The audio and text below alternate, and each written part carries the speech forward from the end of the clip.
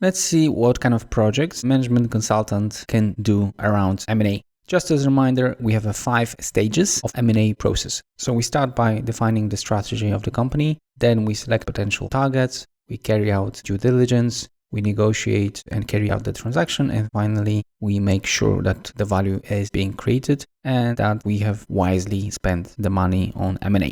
Let's start at the first stage, strategy definition, and see what management consultants can do for the customers. So here we first of all can help the customer define the strategy. We can carry out the market research that will help him do the strategy. So here we don't do the full strategy definition, but just the initial part. Another option is to do strategic workshop instead of strategy definition based on a lot of data. Quite often you may be asked to research the strategy of competitors, and this later on is used by the especially strategic investor to carry out certain definition. And finally, you might be asked to research more advanced markets. So for example, in Eastern Europe, we usually look at the Western Europe and USA, and we know that what happens there will happen in Eastern Europe in 3 to 5 years. When it comes to target selection, you can do data gathering, evaluating potential targets, and we're going to do a lot of that in this course. And finally, ranking potential targets. We'll also show you some examples of that.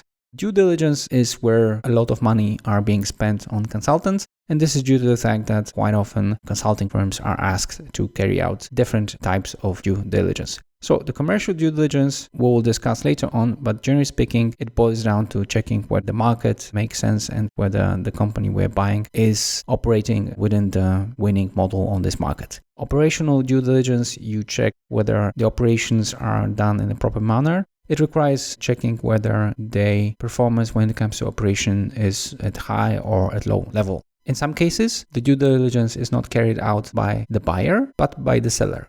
In these cases, we call it vendor due diligence, and it may have a form of a commercial or operational due diligence. In some cases, it also has an element of financial due diligence. In financial due diligence, you check the books and whether what you see in a form of a financial statement was not somehow manipulated. In legal due diligence, you check whether there are no risks for the buyer when it comes to the potential target. And finally, on a more complicated deals, you may be running for the buyer or the seller, the project management office, in short PMO. And here you will be supervising, generally speaking, the whole process of due diligence. Now, when it comes to negotiation and transaction, in some cases you might be asked to participate in negotiation, and in some cases also in transaction. Some consulting firms also offer the service of providing, organizing, financing for the whole deal. And finally, you will be doing a lot of things for the customer around value creation. So first of all, you might be preparing for them value creation plan or post-merger integration plan.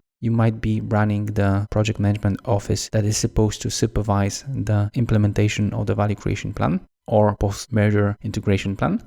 A lot of private equity funds as well as strategic investors hire consultants to do smaller and bigger performance improvement projects. If the company which was bought requires turnaround, then the consulting firms might be asked to do part of that or to provide people in a form of interim management. So as you can see, there's plenty of work to be done around M&As, and it's not only around the transaction, but a lot of work can be done before and after the transaction has been done.